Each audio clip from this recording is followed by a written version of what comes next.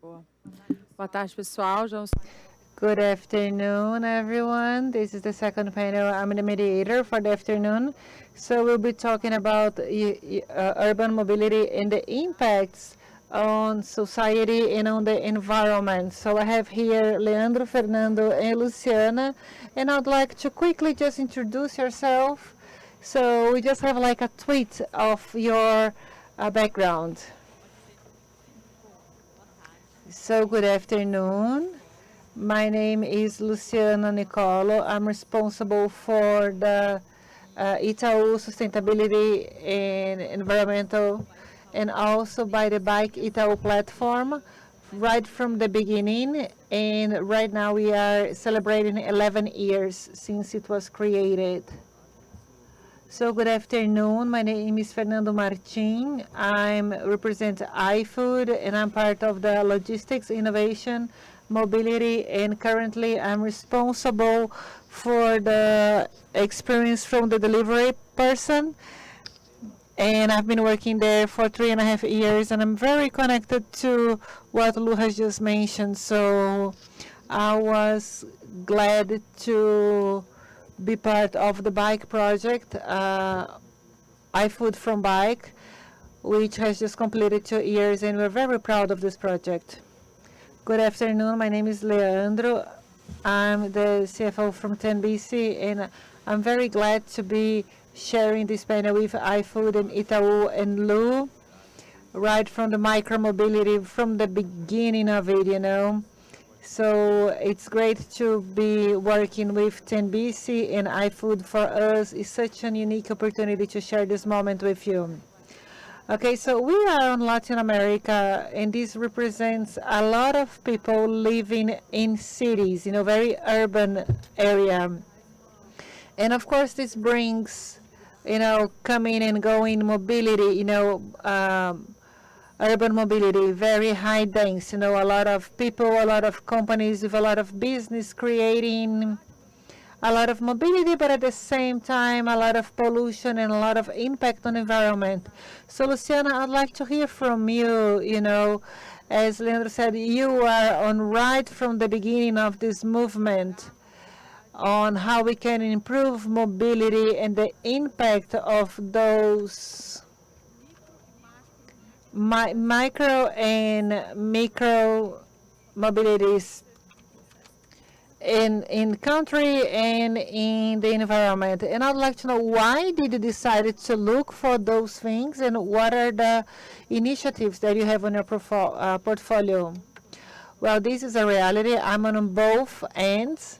So with the bank, I believe that in 2020 we boomed in the number of used cars on our portfolio of used cars credit sales. So with the pandemics and all of the discussions that we have regarding public transports and incentives for public transports, so a lot of people are actually looking for used cars, much more today compared to last year.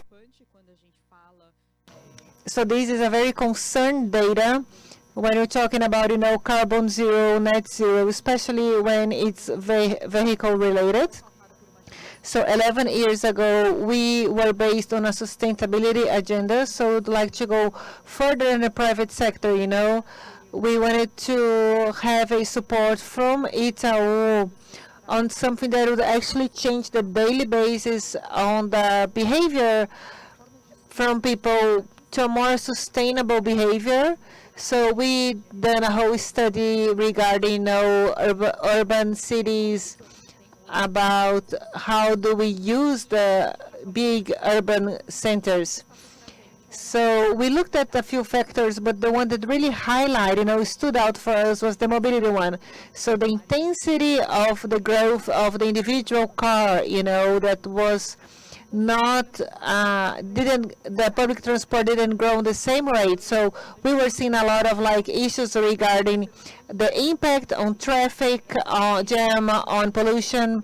So we studied to see what was the impact on people coming and going in the city. So we was just talking about Rio.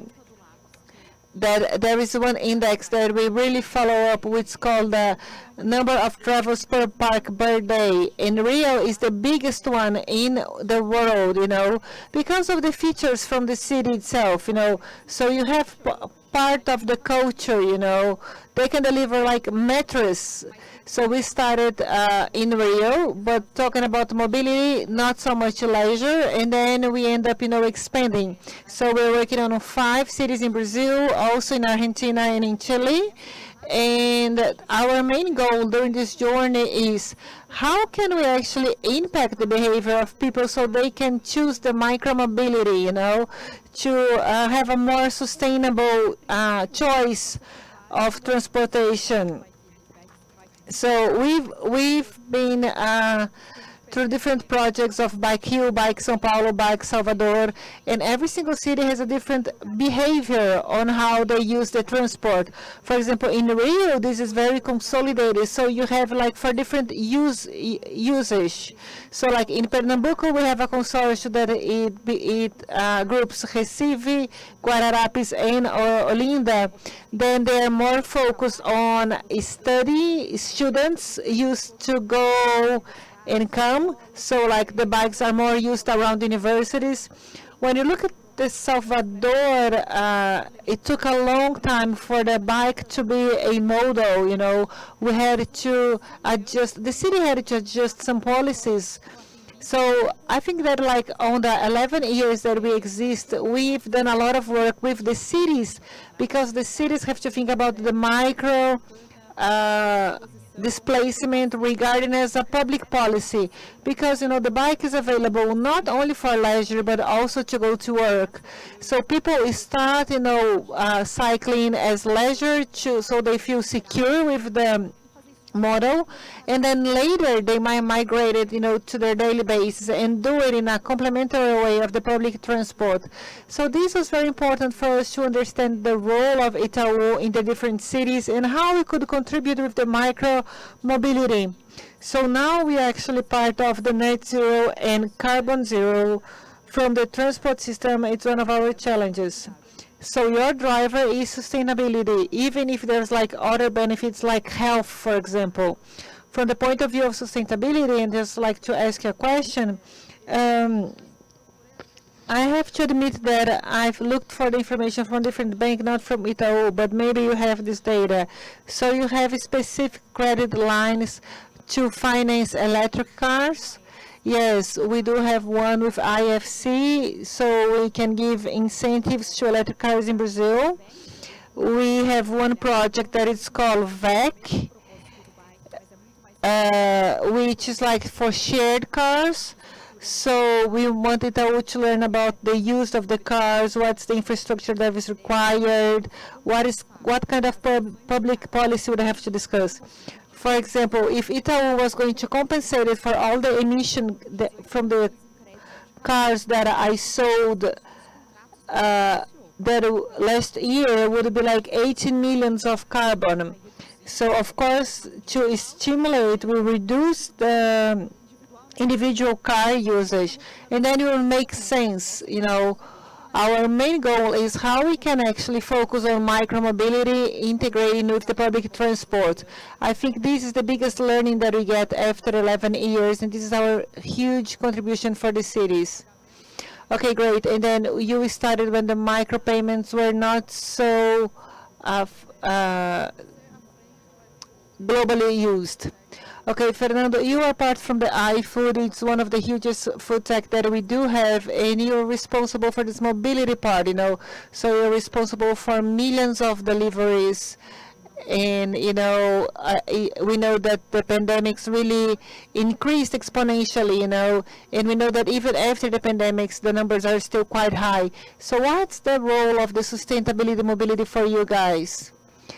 Without a question, the pandemics really sped up the digitalization of different sectors, and our sector, it was not different from that. So we really helped, digitalization hundreds and thousands of restaurants. So the sustainable mobility, it's a topic that right now we are actually have like a public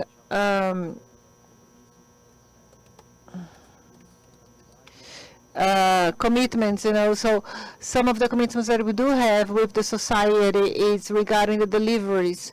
So up to 2025, 50% of the deliveries should be done on non-pollutant models.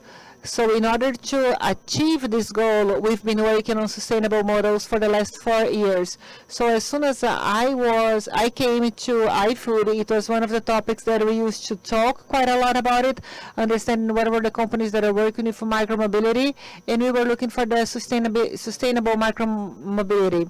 So we spoke with different companies, from bikes, from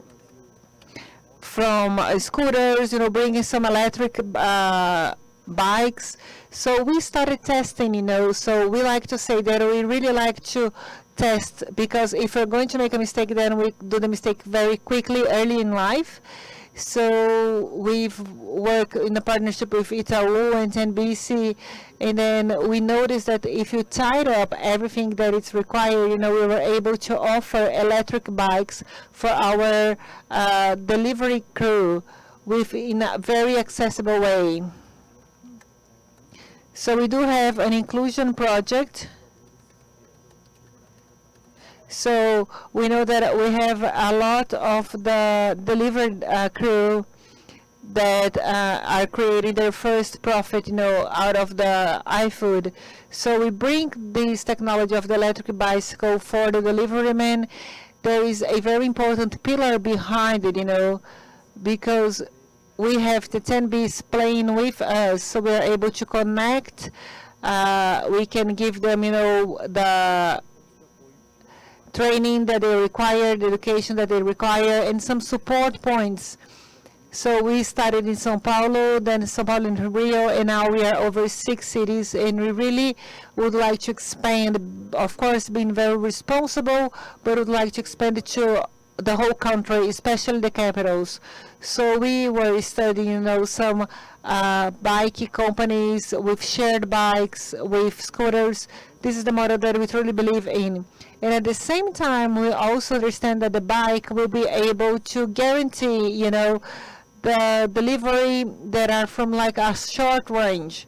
So we still need some orders that you need to have the motorcycle because they're from far away, But nowadays, most of the motorcycles, they are like engine.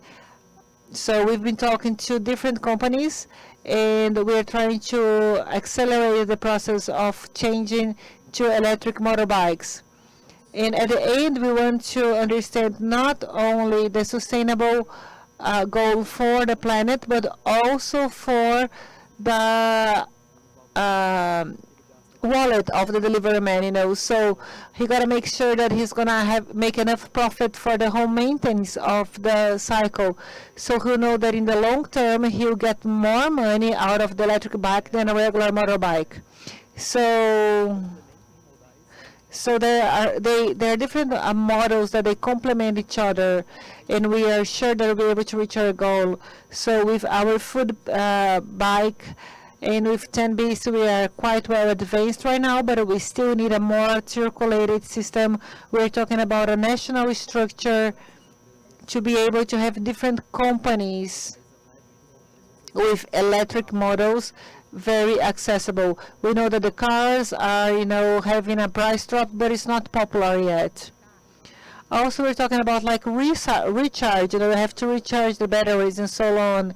So I think that speed is one of the main points, but recharge is also very important. So it's important to talk about the sustainability, when talking about service delivery. I'm sorry, I did not present myself, but right now I am working on CNN. I work on CNN as a project coach. In one of the programs that I'll be presenting the next few weeks, we'll be talking about sustainability in electric cars. And one thing that really called my attention up is that the energy transition from cars, combustion cars to electric cars goes through the service sector. There is no way to go through another journey, because electric cars, we're talking about high costs, people that should have at least like 300 or 500,000 reais to spend on a car, you know. But if you're talking about like the last mile or delivery cars, then of course with you this micromobility, it seems to be more clear, you know, and it is very important that this should become the daily basis, and everyone should start thinking from then onwards from the point of view of mobility. And then Leandro, I think that you have a wider vision of this whole spectrum. So I know that you offer sustainable models. So can you can what would you like to tell me about it? How did it evolve in the market? What's going on in the market right now, and what we should be attention on? So first of all, our strategic partners, they are so familiar with our business and they share the same beliefs that we do have, and that it's fantastic to hear them to talk about it. From the micromobility point of view, and then I just would like to go back in time like 10 years ago. When we take a picture of 10 years ago comparing to today's pictures, the micromobility of shared cycle has increased more than 400%. So basically, you know, comparing to 10 years ago and with the support from Itaú, iFood, and other partners, we were able to grow a lot in this model. And then if we go even further, like during the pandemic period, of course that the year of 2020 was highly impacted, you know. iFood really stood out because it was using this delivery system. But when we are comparing 2021 from January and October, when you compare January to October 2022 and 2021, the system grew almost 30% of number per travels per bike per day. So we see that sharing a bike, it's a reality, you know, especially nowadays with the electric bikes. So I'd like you to invite to go to our stand and get to know the electric bike. With the electric bike, we can reach a radius even bigger. So if we're talking about 5-6 kilometers in, you know, the normal bike, with the electric bikes, you can go like 8 kilometers. For example, in Rio de Janeiro, the latitude difference is not so different, but here in São Paulo, when you compare two neighborhoods, maybe the electric bikes will be able to help you even more because you have different latitudes. And there is another point that I would like to mention, it's the accessibility of the system. So here we have the typical case where an iFood user can use the same motorbike during a certain period of the day, then he'll return the motorbike, and then the user that, as Lu has mentioned, a leisure user can grab the same bike that was used for delivery to do his leisure, you know. So with this, I think that it's very important, you know, when we're talking about a high cost, but with the high cost is shared with different people along the way, we make sure we get the most out of that asset, you know, because we get the sustainability out of that asset. And at the end, and carbon credits as well. We understand that our business has a great impact on carbon credits generated inside the cities. I think we're the first micromobility company in the world to sell carbon credits and at stock exchange. And with that, we open the doors for these carbon credits to be generated within the cities, not only from reforestation, which needs to take place, but the citizens themselves can, if they don't use a combustion engine vehicle and use an electric bike, they can avoid the generation of those gases and reduce the impact to the environment. And do you think that this greater addition has to do with the generation? I mean, we're talking about a generation that tends to be more sustainable and pressure companies to do so. It's a generation that is a perspective, but they don't worry about ownership. They honor about accessibility. Can you see that? Yes, from different surveys that we do, and Luciana can share this answer as well. I think diversity is an important thing for the system. We are realizing that if you have a bike infrastructure, women use this system much more when compared to other transportation modes. So there is no doubt that there's something related to the generation that is concerned about this sharing, but also there's a need, there's a demand. And I was saying about accessibility. There are many users that for N reasons, they can't even pay for public transportation. And with these shared bikes, with the different plans that we have, they can find a solution that will allow them to displace around the city. That was not possible before. So your question addresses different cutouts that we can consider within considering diversity. Would you like to complement? Yeah, I think that this point is really important, what Leandro said. When over time we realized by comparing the previous system with a database from movements that follow bikes as a mode of transportation for a long time, we realized that we have better access to women in the system. And I think this is cool because women has been much less than men who use the system, and these women who have kids, so we see this new movement coming up.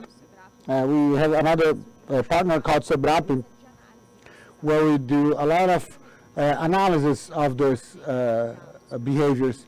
But it's good because we have data so that we can check user satisfaction, how they're using the system, and what improvements we need to implement. But also, we can do a series of analysis, and the public power can also do it because it's a public-private partnership to understand the best infrastructure, where the demand is, things that over time have been changing and are really important to consider the micro-mobility of these places and the intersection between different transportation modes.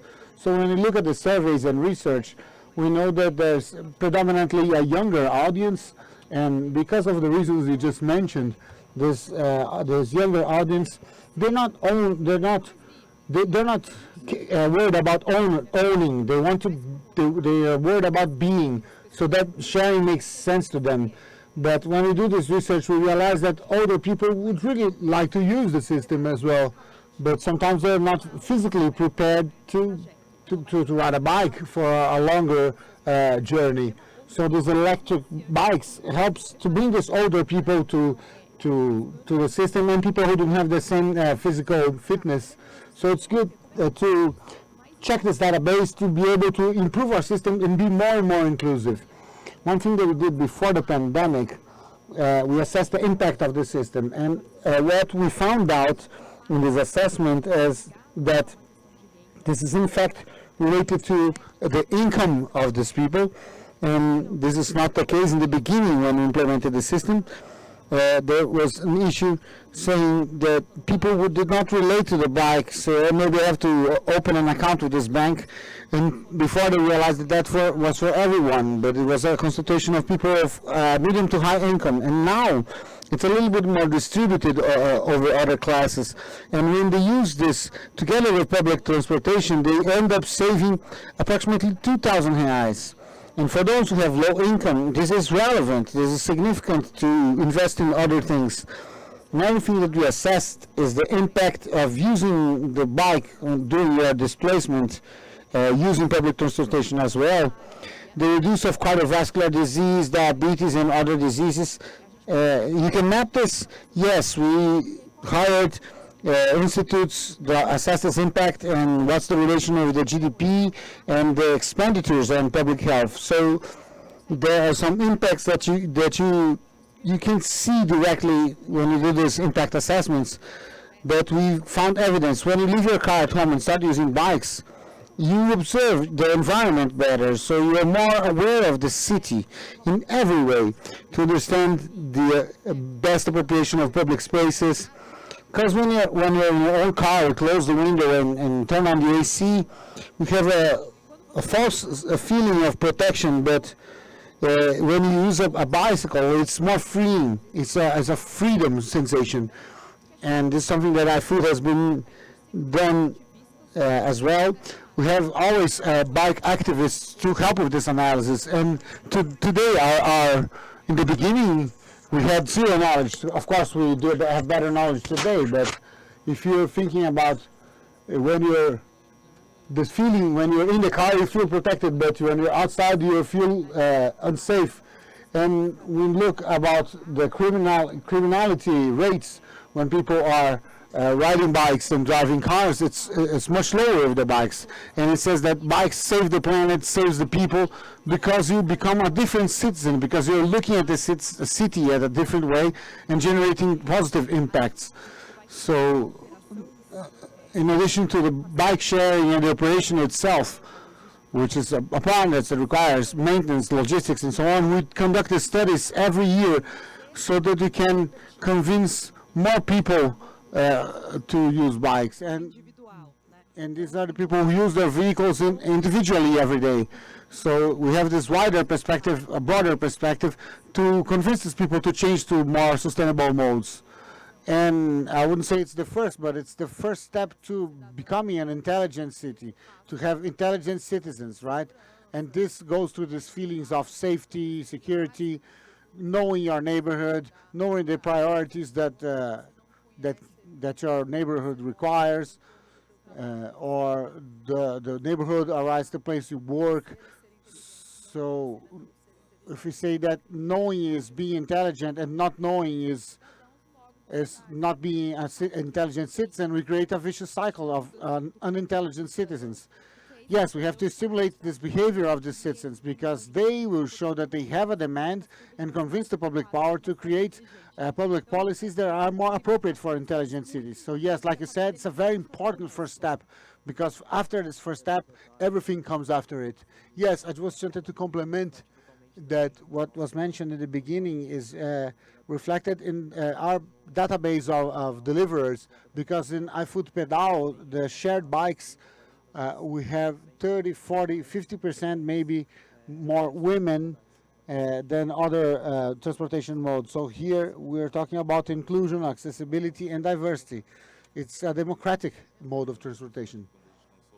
Yeah, I remember when we launched the iFood project, I was coming back riding my bike, and I crossed a deliverer with an electric iFood bike, and I felt really proud that we are really affecting the society and the lives of these people as a whole.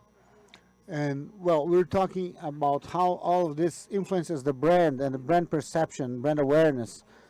If you felt proud at that moment, probably it's because you were involved with this matter, and this woman is not involved in the operation. We can see it, and I think this is great.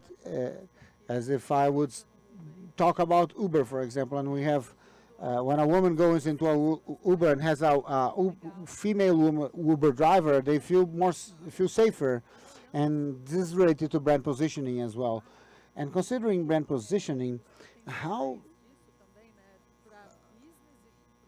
what are the potentials that for the businesses and for societies and for the planet as a whole? Can you talk a little bit about financing? We discussed it a little bit, but I'd like you and iFood also brought a little bit of data about this matter, because either people are changing or they're changing combustion engines to electrical bikes or electrical vehicles or a normal bicycle, and they're starting to think about the math and saying, hey, this mode is cheaper than the other, and so on. So how do you see the financing contributing to this change? Well, all over the world, we've seen this for a long time, because we started working with the bicycle cause. We wanted to really influence public policies as well. And what we wanted to do is how this becomes relevant to the public power, so that they understand that they need less investment in infrastructure for cars on the roads, for public transportation, and so on. So how can we make bikes have the same type of investment than other modes of transportation? And you see that there's no maturity there. Only in Buenos Aires we have seen participation of the public power. And it's been a long time since we got that financing. There's a lot of issues to make this balance. And currently, this user revenue is approximately 30%, depending on the place. In Rio de Janeiro, it's 30% because we have intensive use. But the budget for the sponsorship is really important for a system like this. So without Itaú, without iFood, there's no sharing, because we still don't have the maturity of the public policy for the public power to be able to provide this budget for a public sharing system.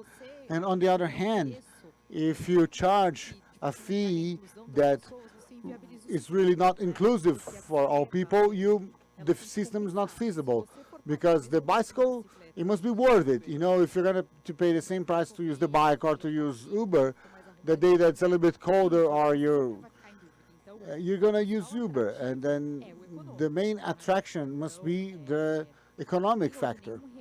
And so there's no real financial rearrangement that you can do that doesn't go through sponsorship. And this is all the bike sharing systems in the world. There's always a sponsor, a company that pays for this bill, that allows these people using these shared bikes. Okay, I got it. Yeah, in case of iFood, we have seen an evolution of non-pollutant modes. Just to have an idea, iFood has today 60 million orders per month, and we have 40,000 deliverers today with non-pollutant modes. And to achieve our goal for 2025, we still have a long way to go with bikes and with share bikes, but also, since we have some orders that are at a far distance, we need the electric, excuse me, this change from the combustion engine motorcycle to an electric motorcycle. And within this, all of these figures, we are looking at the individuals. So we understand that, in fact, this person has accessibility because of what they were saying, to bring accessible prices for these users. Since the beginning, 24 months ago, 18 deliverers came through our project, and now we have 6,000 active deliverers. So there's still a long way to run, thinking about these big numbers. With 60 million orders per month, to be able to grow and really, in fact, have an operation system that is non-pollutant. Now, I just wanted to answer this question with a complementary perspective. Is the Tembici business model. You all know Fernando and Lu, I'm aware they know it, but our business model implies that we have the capex. The electric bike, the bike is an asset that is owned by Tembici. And when we go to a city, we offer the turnkey solution, which is the asset, the operation, like Lu mentioned, maintenance and logistics, and the quality indicators for the city. So it's a turnkey package. There in North America and Europe, we have some models that there's a greater presence of the public power, and they even own the assets as well. But to have this business model to be successful in the cities here in Latin America, we know that the public power has less funds to purchase these bikes because they have other priorities. We understand that our business model is a winning model. We're starting operations in Chile and Argentina and Bogota. It's 230,000 bikes with Itaú as one of the sponsors. And within this business model, the B2B relationship with these partners, such as iFood and Itaú, it's essential. Long-term projects, like the one we have with Itaú, for example, provide us with financial sustainability and good financing for the operation. And at the same time, we have been accessing some financing lines and ESG lines. So with some banks, we have approximately 150 million reais in different ESG operations. Many of them that give a rebate according to the rates if we perform that ESG indicator. And the sponsor with the capital markets on the ESG structure, with the user recipe, and also the carbon selling, it tends to be a financial source for future operations. So in this context, we are creating a business model that is that we can actually replicate it.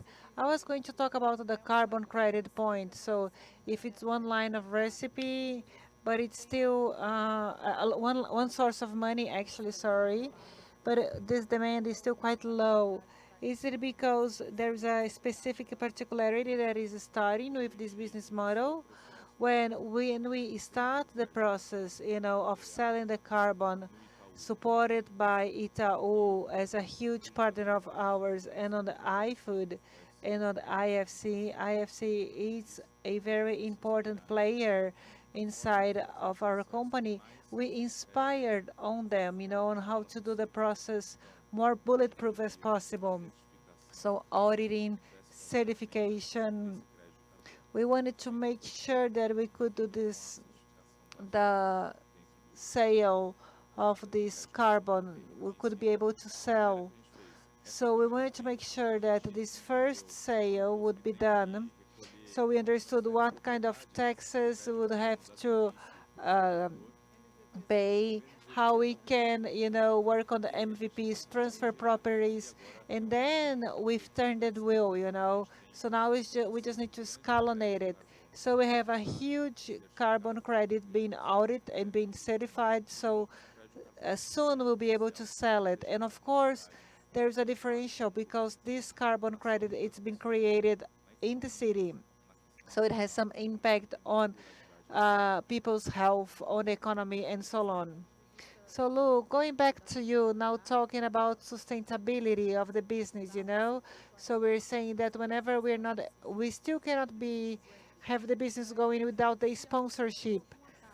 But from the branding point of view, let's say like if the whole structure doesn't work and doesn't pay itself out, from the branding point of view, does it still make sense?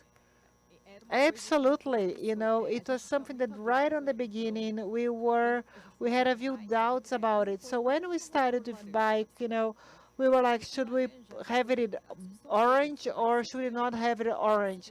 The whole discussion around it, was the bicycle should have a color that would stand out because of safety. And then the marketing was like, no, we cannot be orange because, people died, might die from, a bike accident, and then might relate the color with our brand. So that was, a huge debate because then the other bright color was from our competitor. So in Itaú, this project was born in the institutional relation department. It's a department that deals with society, relationship with societies. So along the time, people were seeing, well, this person is experiencing Itaú in a different way. So on our database, it's huge. It's much bigger from non-customers than actually from Itaú customers. So then we decided, let's check what's the perception of this bike customer comparing with Itaú because was using the bike. So it was really high, which means that the customer really were seeing that Itaú was concerned, So Itaú was contributing to people's daily lives.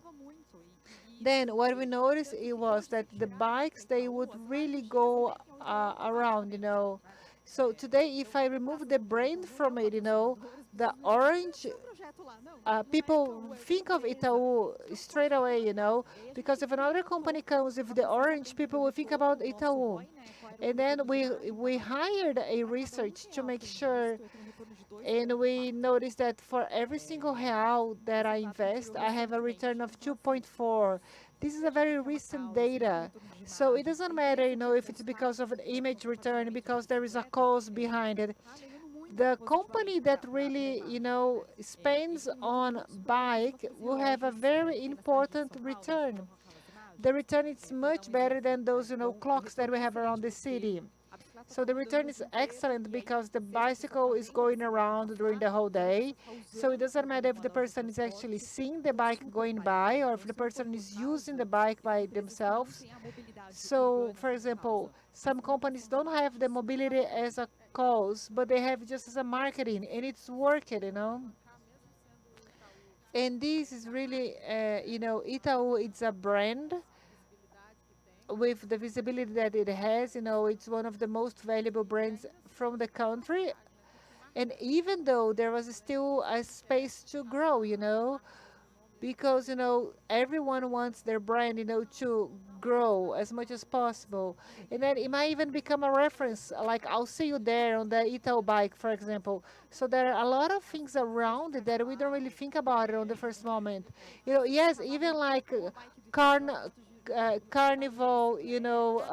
customs, and also people that got married on the Itaú bikes, So it's really nice, we follow them on social media, and then we see all of these pictures being captured with the bike, and there is no price for it.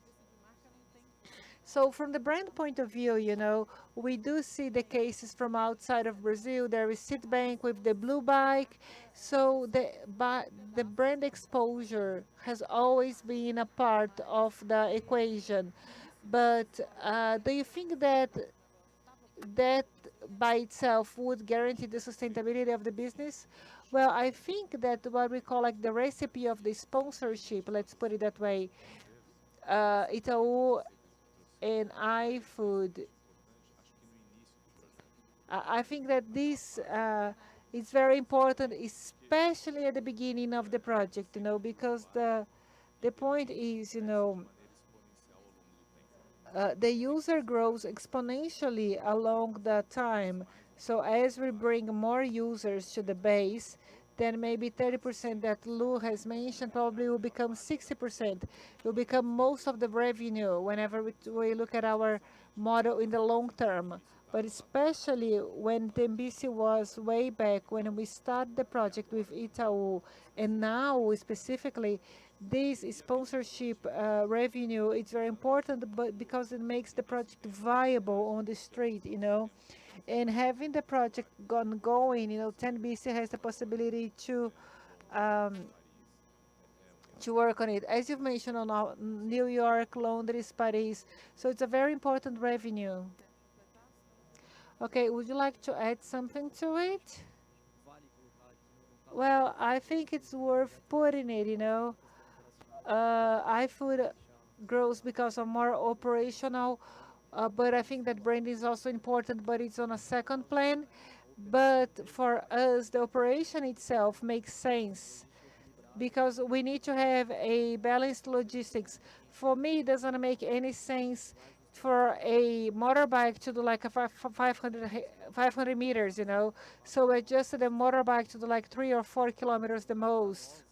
So for us, there is like a lot of opportunities coming to increase the project, so we can avoid the short orders to be done by motorbikes. So we need to invest to make sure that those orders will be served by bikes and electric bikes, not motorbikes. And then we should, orchestrate in order to delivery bikes in a very responsible way. So of course we'll be looking at the branding as a residual to that, but our operational is born making sense out of it.